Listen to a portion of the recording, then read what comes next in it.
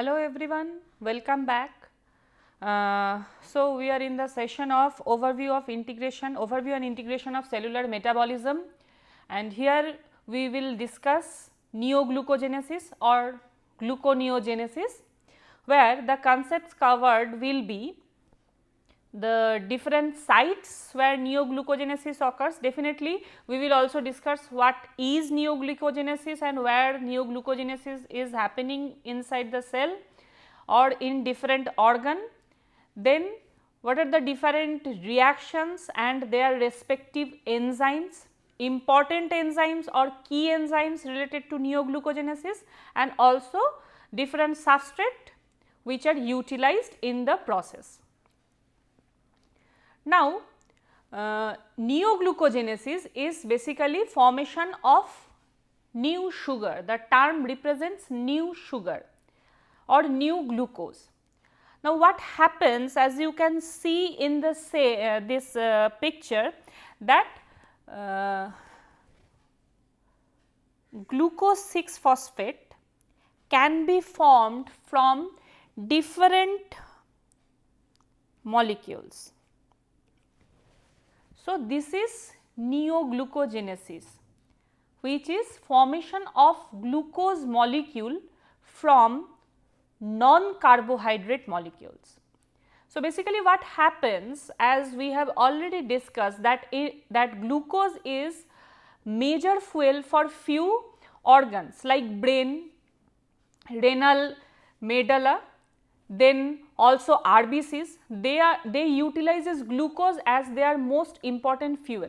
Now, glucose in the form of energy can be stored in glycogen, but what happens, these stores are not always adequate. Suppose we are having prolonged fasting, starvation, or in between meals where the gap is high. In those cases, these glycogen stores are depleted. So, where from the energy will come? So, they will basically energy or the molecule glucose can be synthesized from different non-carbohydrate molecules. So, this process is known as neoglucogenesis, also we call it gluconeogenesis. So, what are the substrates which are utilized as the provider of glucose, like non-carbohydrate substrate? So, important one is lactate. Lactate can form glucose via forming pyruvate. Different glucogenic amino acids, they can enter in TCA cycle, can replenish the intermediates, different intermediates of TCA cycle, and finally can be directed towards formation of glucose. Also, not the whole lipid molecule or fatty acid molecule, but triacyl glycerol by forming glycerol can form glucose by entering neoglucogenesis. Now, CO2 fixation mostly does not happen in mammals. This is the pathway which is occurring in plants. So, in animals, what are the substrates like lactate, glucogenic amino acid, glycerol, and also propionyl coenzyme A. Now, where neoglucogenesis occurs? The most important organ, as I already told in my previous class, then that wherever you will see some important metabolic control, you will find liver. So, here also the most important organ for neoglucogenesis is liver, and to lesser extent neoglucogenesis can happen in renal cortex and also the internal epithelial lining present in small intestine. Now, neoglucogenesis sometimes is called just the reversal reaction of glycolysis, where glucose is utilized to form pyruvate, whereas in case of neoglucogenesis, pyruvate is converted to glucose. But definitely if you remember, in glycolysis there are 3 steps which are irreversible. Apart from that, amongst the 10 steps of glycolysis, apart from these 3 irreversible steps, other 7 steps are reversible. So, basically if there is formation of glucose from pyruvate in neoglucogenesis, all the reversal reaction can happen utilizing the same enzyme in the opposite direction. But for those irreversible steps, there are bypass reaction. Let us see what happens.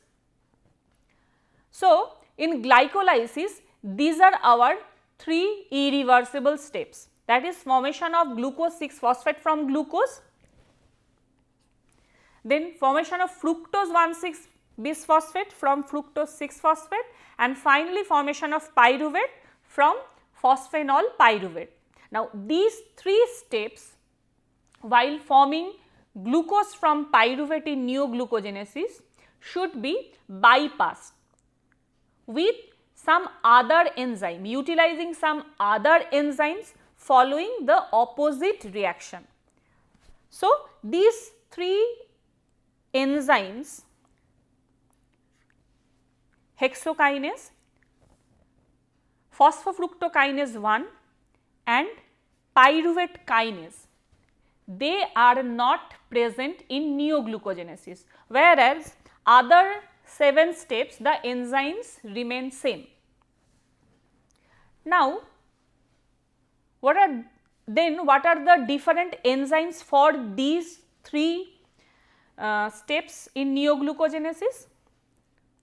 For formation of pyruvate, for formation of phosphenol pyruvate from pyruvate, these 2 enzymes are utilized. One is pyruvate carboxylase, another is phosphenol pyruvate carboxykinase.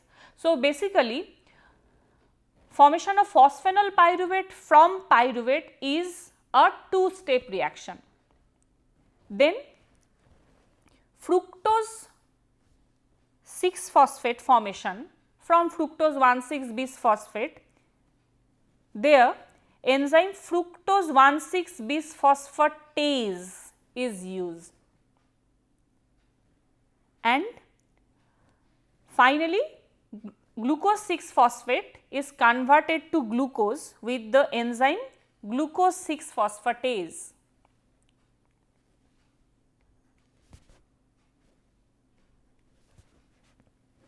So, these 4 are the key enzymes present in neoglucogenesis. So, basically you can see glycolysis is not a reversible reaction as it is. Similarly, in neoglucogenesis also these 3 steps are not reversible. So, glycolysis and neoglucogenesis, remember, in these 3 steps of reactions they utilize different set of enzyme, and for both of the pathway glycolysis and neoglucogenesis, these are the steps which are exergonic.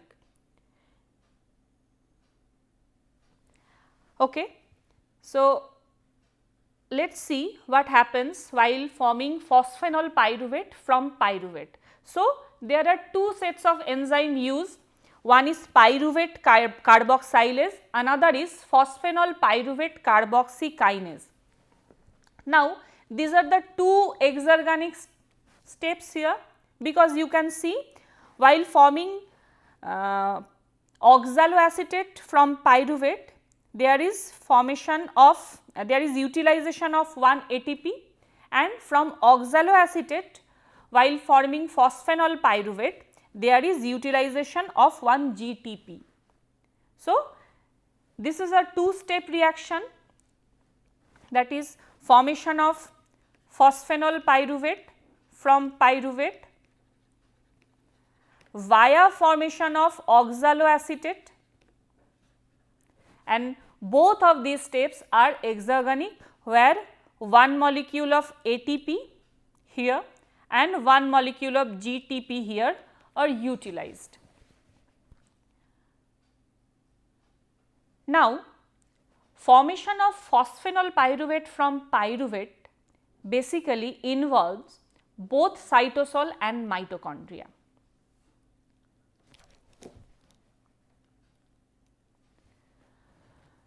So, you can see pyruvate, it enters mitochondria.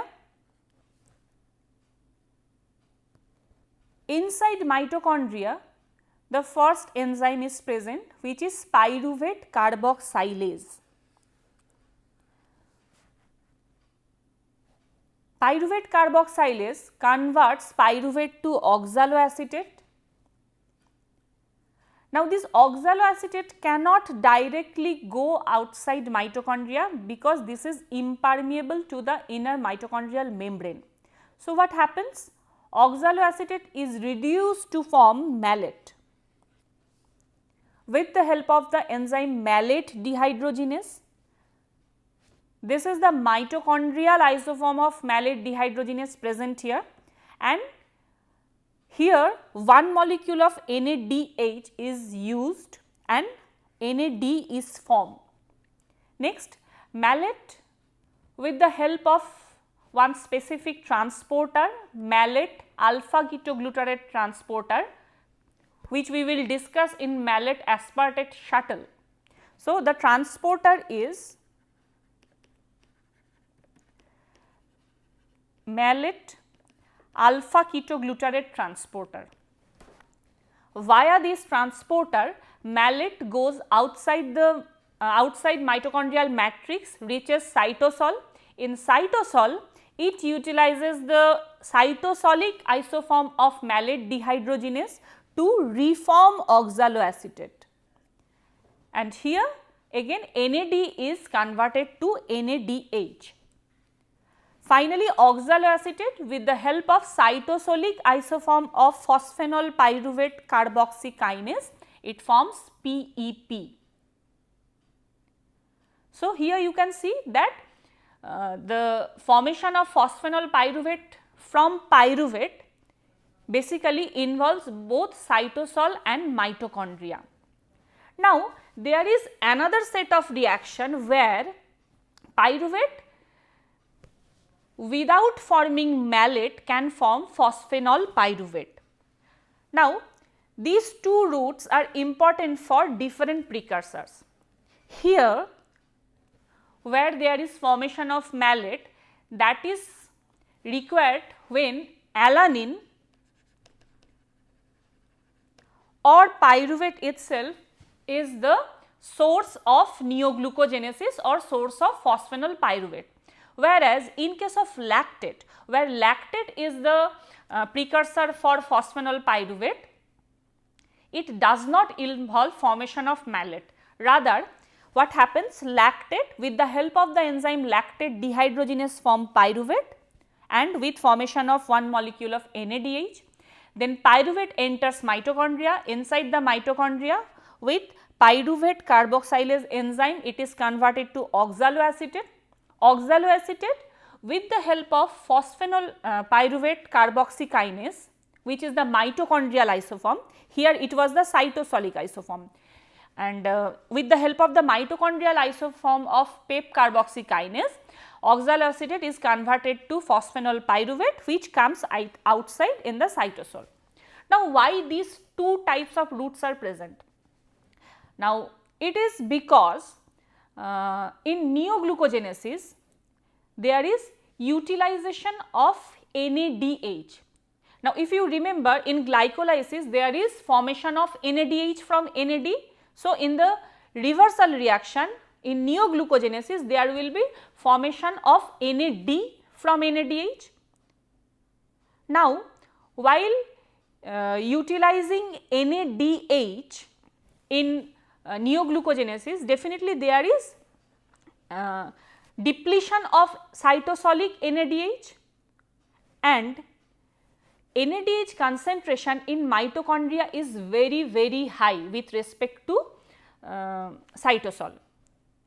So, basically this malate formation is actually the replenishment of NADH. What happens? You can see that here with the utilization of mitochondrial NADH, malate is formed.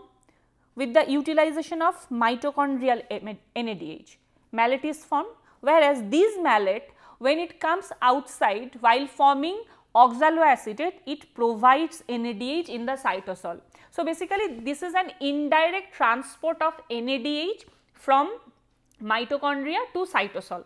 Now, why it is not required in case of lactate? See, you can see here, while forming pyruvate from lactate, already there is production of NADH. So, basically lactate itself is replenishing the concentration, replenishing the amount of NADH in cytosol by forming pyruvate. So, in case of phosphoenol pyruvate formation from lactate, malate formation is not required. So, this is the physiological modulation of the cell to replenish the concentration of NADH and to maintain the flux of neoglucogenesis. Now, pyruvate carboxylase is the mitochondrial enzyme, and as we discussed, most of the carboxylase utilizes the cofactor biotin. Here, for the allosteric regulation of carboxylase, there is important role of acetyl coenzyme A. So, this is acetyl coenzyme A acts as the positive effector for activation of pyruvate carboxylase. Why? Remember, when there is huge amount of acetyl coenzyme A, so basically those are formed from fatty acid oxidation, which happens in neoglucogenesis. So, more amount of acetyl coenzyme A is formed from breakdown of fatty acid, and that acetyl coenzyme A activates pyruvate carboxylase for production of glucose for supply of energy. Now, this term is important. Neoglucogenesis is energetically expensive but essential. Why? So, we told that there are two exergonic reactions while forming phosphoenol pyruvate from pyruvate. Whereas, if you do remember that while forming pyruvate from phosphoenol pyruvate, there was only one ATP formed. So, for formation of phosphoenol pyruvate, more amount of energy is invested, but it is essential. Why? To maintain the supply of energy in the cells. Cells like brain, cells like RBCs, which mostly depend on the fuel glucose. So, neoglucogenesis is essential even if it is energetically expensive. So, we have already discussed these first two enzymes. Now, formation of fructose 6 phosphate from fructose 1,6 bisphosphate, there is hydrolysis of one high energy bond and inorganic phosphate is released in the system. The enzyme used is fructose 1,6 bisphosphatase. Similarly, for formation of glucose from glucose 6 phosphate, again another phosphatase is used, glucose 6 phosphatase, with release of inorganic phosphate in system. So, these are the three steps of glycolysis which are irreversible in neoglucogenesis. For these three steps of reaction, there are different sets of enzymes, and these are the key enzymes where neoglucogenesis is basically regulated. Now, we will discuss a few points about glucogenic amino acids. Now, most of the amino acids which are derived from protein, they finally catabolize to form either pyruvate or different other intermediates of TCA cycle. So, basically they can participate in formation of glucose, and that is why these amino acids are called glucogenic amino acids. Now, glucogenic amino acids here are mentioned with their site of entry, like isoleucine, methionine, threonine, valine. These amino acids, they can form succinyl coenzyme A, an intermediate of TCA cycle. Similarly, fumarate can be formed from phenylalanine and tyrosine. Oxaloacetate can be formed from asparagine and aspartate. Mostly the reactions are transamination or deaminations. Alpha ketoglutarate can be formed from arginine like glutamine, glutamate, histidine, proline, and finally pyruvate can be formed from alanine, cysteine, glycine, serine, threonine. These are the amino acids, they can contribute in forming pyruvate. Now, these are the main amino acids, alanine and glutamine, which actually transport the amino group from extrahepatic tissue to liver with the reaction, set of reaction transamination or sometimes deamination. Now, basically majority of the amino acids, majority of the neoglucogenic amino acid enter TCA cycle via formation of either pyruvate or alpha ketoglutarate. So, these are the major important glucogenic amino acids present in mammal. So, in this class we have discussed neoglucogenesis, as it is the different reactions of neoglucogenesis. So, neoglucogenesis is basically a multi-step process, ubiquitous in nature, present in all types of cell, where glucose is produced from non-carbohydrate substances like lactate, pyruvate, oxaloacetate or any other intermediate of TCA cycle.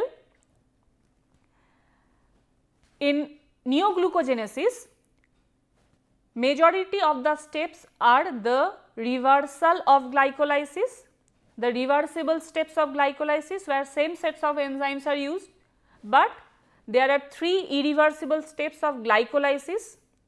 So, in those cases, those reactions are conducted by different sets of enzyme.